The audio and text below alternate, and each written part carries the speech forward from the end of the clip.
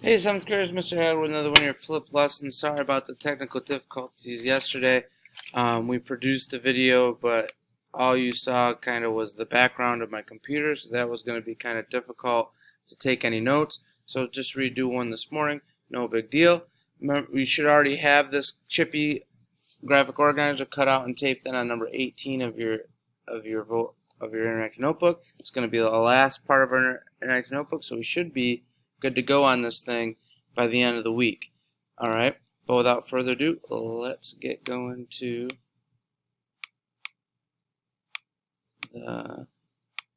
this side to go. Alright. So what we're going to talk about is enduring issues. These are things that are going to pop up in our documents. These are things that you're going to be writing about kind of later on in quizzes and tests and things like that. So they also happen to be the vocabulary terms. So we haven't really spent a lot of time on these, so we're going to spend some time kind of going over these today. A conflict is a serious disagreement or argument between individuals, groups, and nations. This is not an argument between you and mom and dad at home, you and brother and sister at home, friends in the cafeteria, things like that. That's not the type of conflict we're talking about. Okay? It has to be something that is going to involve many people, or people that have a particular amount of power, maybe political power, social power, economic power, that is going to cause that to have a lasting impact on many people. So what are we going to study when we look at conflict in social studies? We're going to study the following. Okay, the American Revolution was a conflict. We had a disagreement of who should be ruling the colonies, so it went to war. Political parties. At the every political party, fundamentally, their major difference is one group sees a different way to run the United States, is basically what it comes down to, and has a set of ground rules, and that's a disagreement. Now, does that mean that we go to war over that? Typically not, but then you can have that political disagreement, which can lead to conflict, can lead to the issues that we see kind of in politics today. Reform movements. Right, we have those political, social disagreements. Abolitionists versus pro-slavery folks, women's suffrage voters against people who want to deny women the right to vote. They didn't have a catchy name. Sorry. People who are for prohibition, people who were against prohibition. Those are groups of people we're going to talk in the reform movements that disagreed with each other. Civil War, North versus South, fundamentally a conflict over the issue of slavery. The North wanted to, at first, at the outset of the Civil War, stop the spread of slavery. It was probably Abraham Lincoln's standpoint, really focusing on bringing the South back to the United States. For the South, it was all about being worried about slavery. So sometimes we do have conflict that it reaches to that point of war. Sometimes we don't, but it's got to be a large group of people. It's got to impact, those groups, and those groups and nations is really what we're looking for conflict in the context of the classroom. Human rights, level of fairness and justice. One people or groups of people do not have as much power or opportunity as others. So again, having your Xbox taken away is not a denial of human rights. Getting sent to detention for throwing a pencil in class is not a denial of your human rights. These are big ticket items. They're typically not against one person. They're typically against groups of people, okay? Or one type of people, not just one person, okay? And it's usually done by people who have more power than those other groups. So we already kind of talked about this issue with slavery, denying basic social, economic, political freedoms to a group of people based on the color of their skin. The Declaration of Independence. These are the rights that we feel everybody has. They're not being protected by the current government. We have the right to get rid of that government.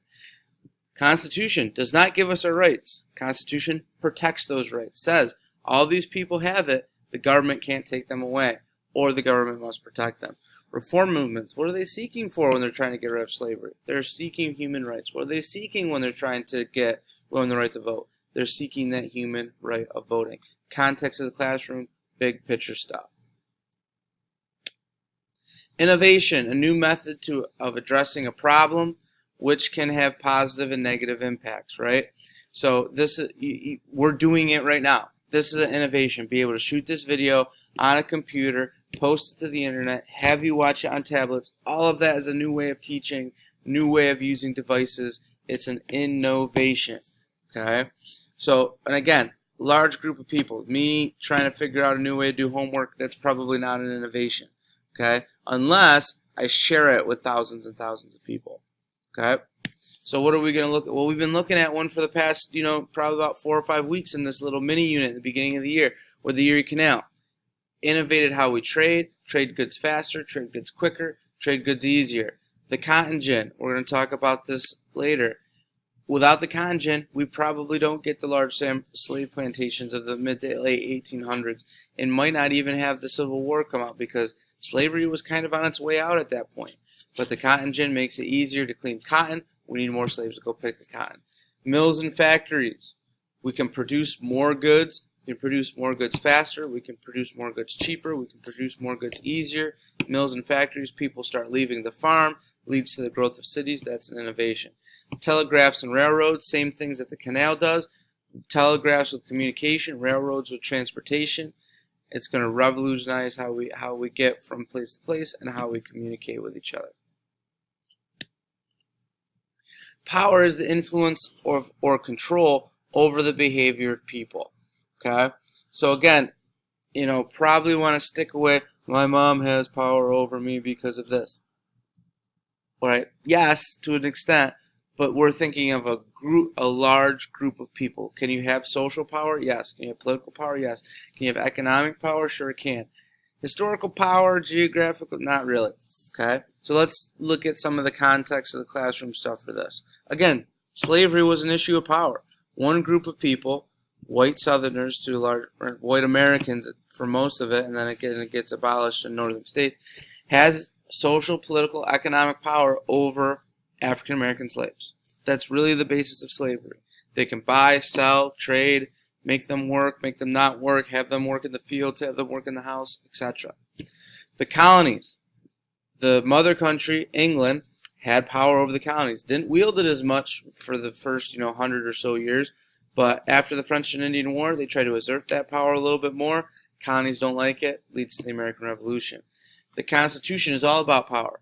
State governments can do this. National governments can do that. Big states get representation this way. Small states get representation this way. National government can do that. State governments can do this.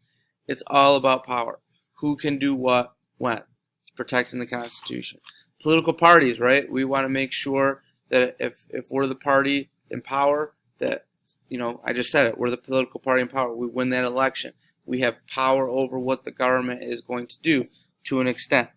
And the Constitution is going to kind of try to handle that with issues like separation of powers and things like that, to not let these groups get too powerful.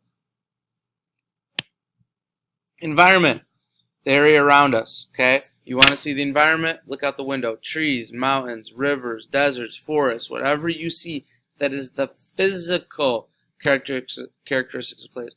I do not want you to get into social environment, political environment, economic environment. Right now, stick to the geographical environment. What is the land made of? What is in that space?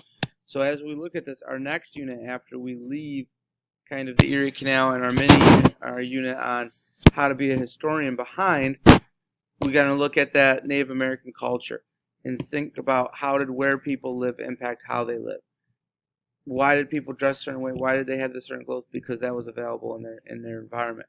Colonial regions, same idea, right? We didn't have the technology, the innovations to overcome our geographical limitations.